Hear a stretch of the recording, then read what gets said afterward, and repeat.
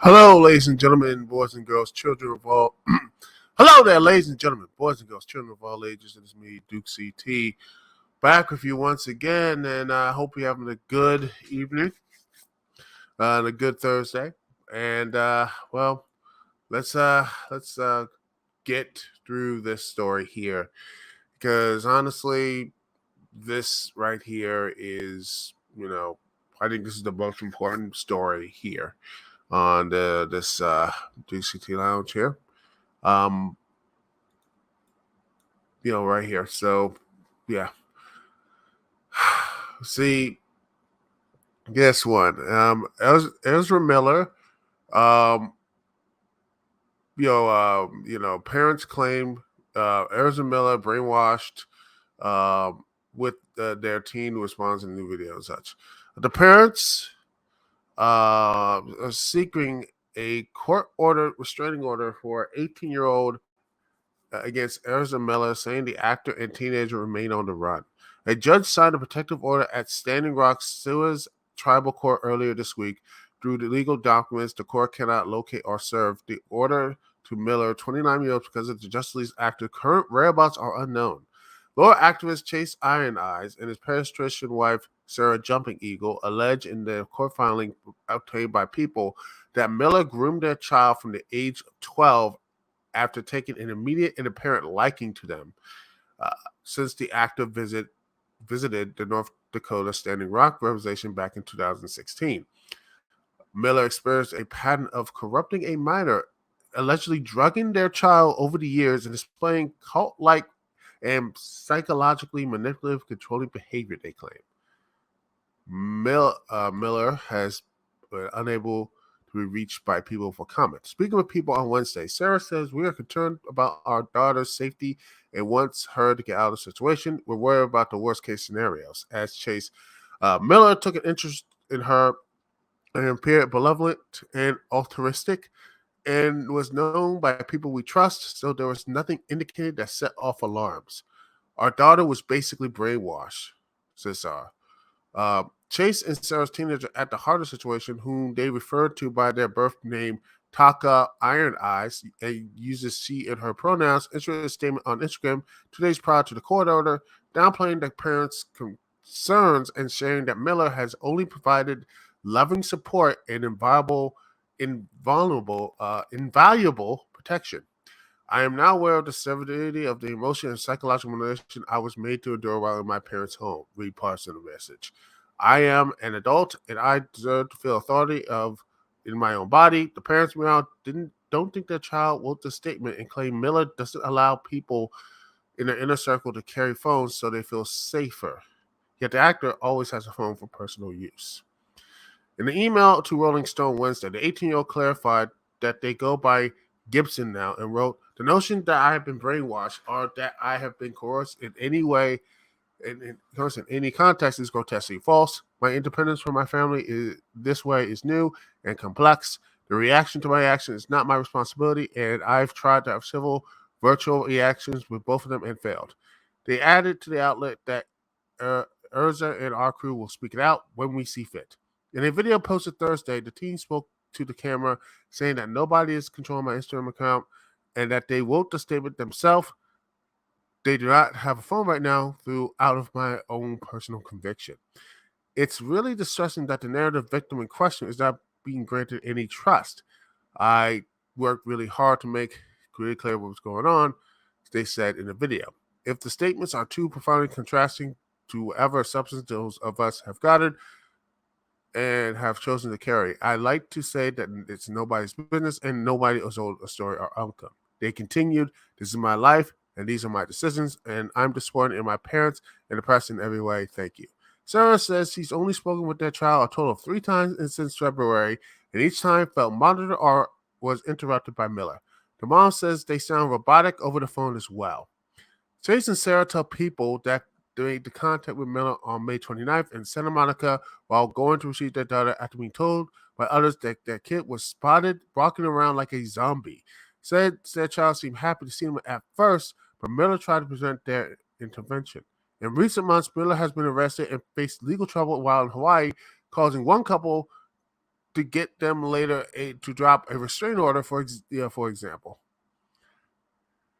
the actor who appeared recently in the released Fantastic Beasts: The Secrets of Dumbledore headlines the upcoming Flash movie, which is already filmed and has a release date delayed to next year. The implosion of Erza is multifaceted, and it's just the beginning. The father adds. Sarah mirroring allegations to the court document says Erza's pattern as they just keep using and abusing people. They move on to other people, and we're going to have to deal with and help our daughter heal from the after effects. We also want want people to know what Erza is doing, so they make informed decisions and protect their kids. Man,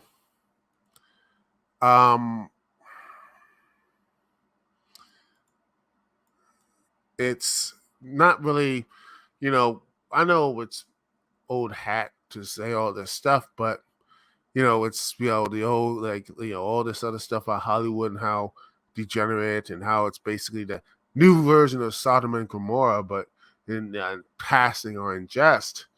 But if this is true, it just brings more gasoline to that fire.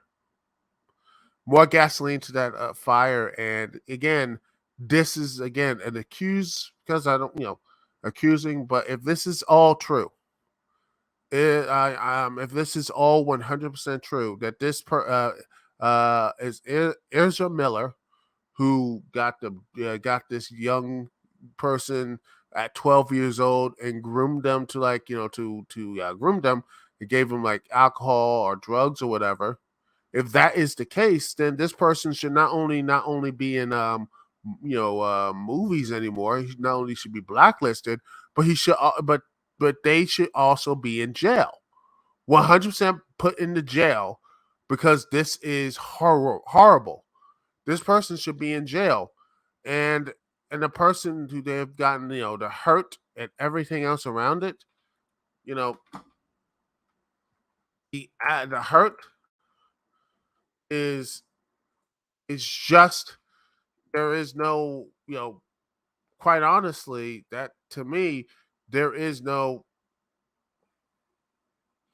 way to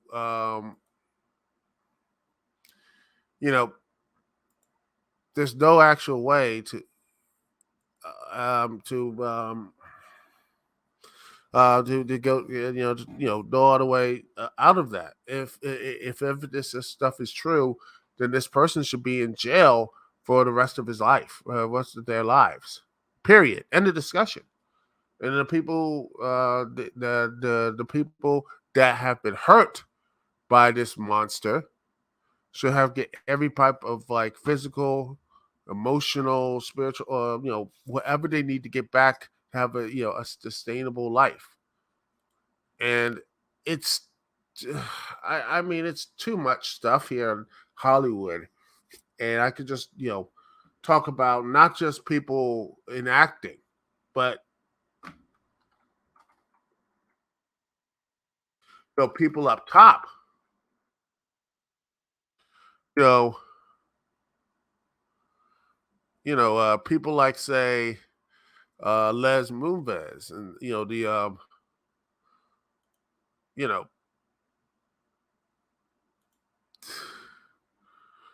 the people who was a CEO, this person right here, who's these high CEO, CBS, the former CBS CEO. You have people in power who do horrible the misconduct, and they do not get, and people like them do not get any type of comeuppance or any type of, like, jail time or whatever. I mean, this is, not really surprising. And not only that, let's see, what else? Let's see. You look at, like, movie, stuff like here, um, Hollywood. Let me just put this, story here. Right here is the, this thing a couple years ago. about we had director Shane Black knowingly cast a registered sex offender for his movie. And this goes on like this. And yeah, and this stuff here, and it's just that they said they never and you see stuff like, for example, Fox saying, "Oh, we never knew." Yeah, I mean, he has been, yeah, Black. Oh, yeah, Shane Black. This is his friend, but not only that, he has been his cast his friend. This um Stephen Wild's Stringle Stephen Wilder Stringle pleaded guilty to 2 felonies stemming from attempting to arrange a sexual encounter with a teenage girl online. This person was not only in The Predator, but also in films like Iron Man 3 and The Nice Guys. Like, he's been good friends with them, and yeah, he could just go in. I'm like, if directors like Shane Black can get this stuff, sexual offenders and people there, how many more directors do that? That let these type of stuff here. How many more people and everything else? Hollywood has a this is not, you know, new about this situation. This right here it has infected Hollywood for too damn long. Too damn long. And if Hollywood doesn't, I mean, I don't ask because hell, more often than not, government is just as seedy and as depraved as Hollywood and such. That's why they work together more often than not. I mean, if you wanna if you wanna get really real and such, I mean, these things and such like that, not really surprising. Hell, you got like let's see,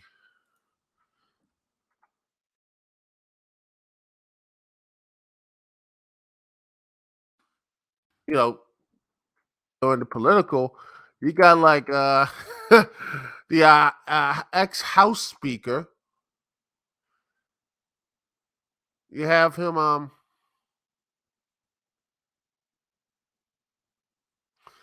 you know, someone like him who was a child. You had a whole child sex thing and such like that. I mean, this stuff again. You have the same stuff over. You see it's just repeating lines. Men in power, mostly white dudes, seem to get away with a lot of this stuff. They only get like, oh, I mean, they get only. Oh, they don't really go. It's like, okay, they settle. They go out of court. They I mean, yeah, it's just that. Yeah, I mean, that's what it is.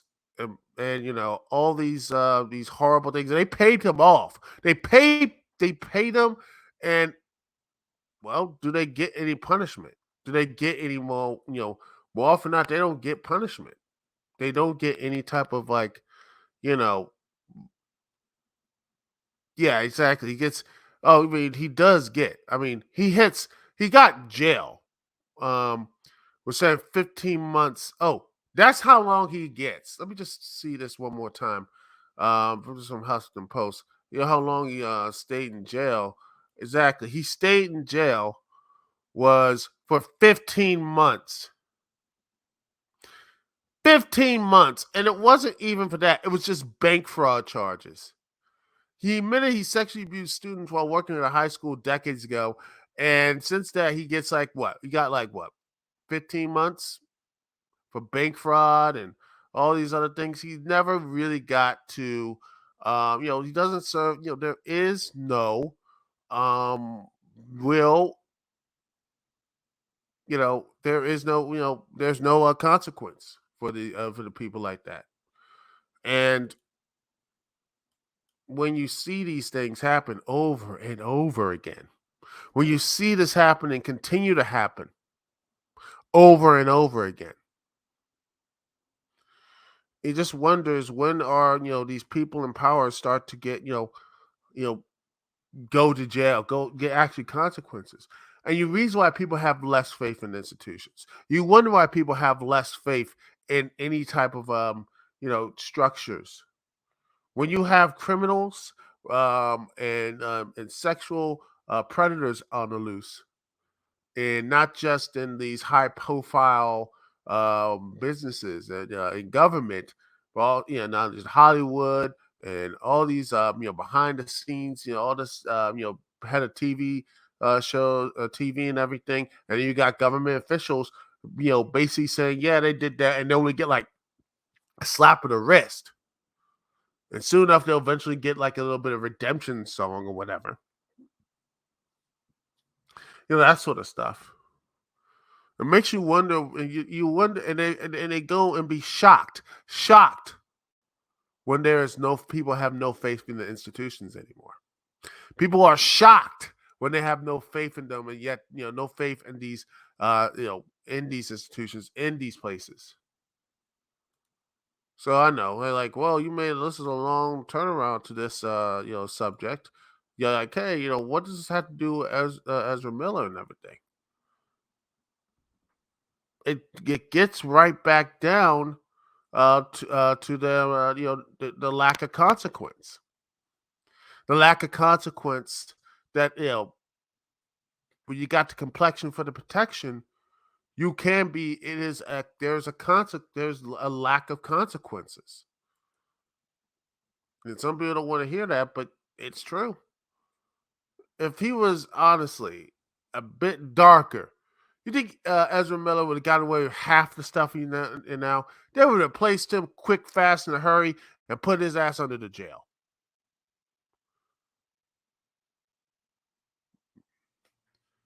That's what it is. And when you have someone who is known to just have all this stuff here, at this point, maybe just shelve the whole movie, maybe remake it or whatever. Do whatever you can, because this stuff here. This is inexcusable. It's inexcusable.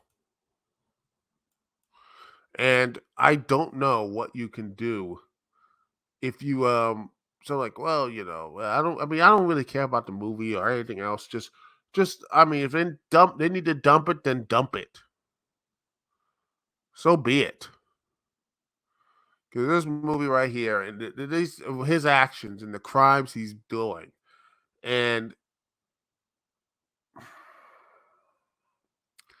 there's not. What else can I say? But if I could go further, I don't think I would have a YouTube channel right now. That's how I really feel. Because if I get really, really deep into it, what I really want to say, oh, I'll be out of here. But I'm trying to be, you know, PC and such. Because man, this person needs to be in jail, and this person should never, ever, ever see the light of day ever again. That's what I feel. Yeah, I know. I'm sorry that I put this out there, and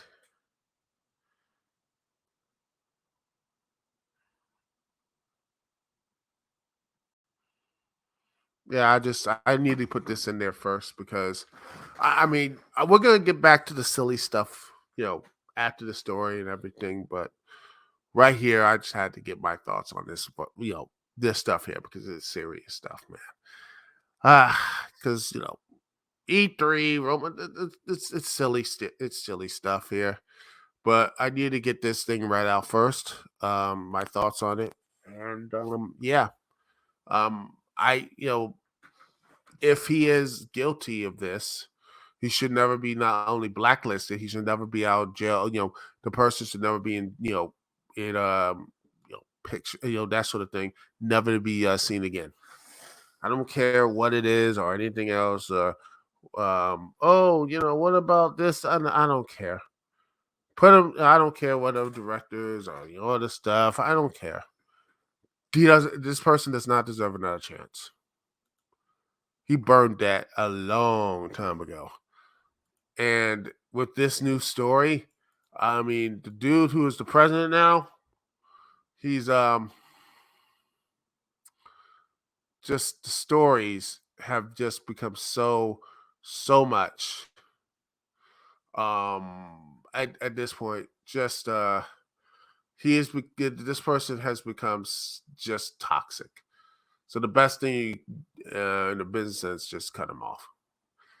Ah, that was something that we all need to, something that I got to get out of my chest. So thank you for letting me do that. We'll be right back right at this here live at Dixie Lounge. Next up, we'll talk about E3 returning for 2023 and my thoughts on that. Well, hopefully it'll be a lot more. It will be a lot more positive than what we just discussed here. All right. So anyway, we'll be right back here live on the Duke CT Lounge. Thanks so much for joining me, Duke C. Thanks for joining me, Duke CT. We'll be right back right after this.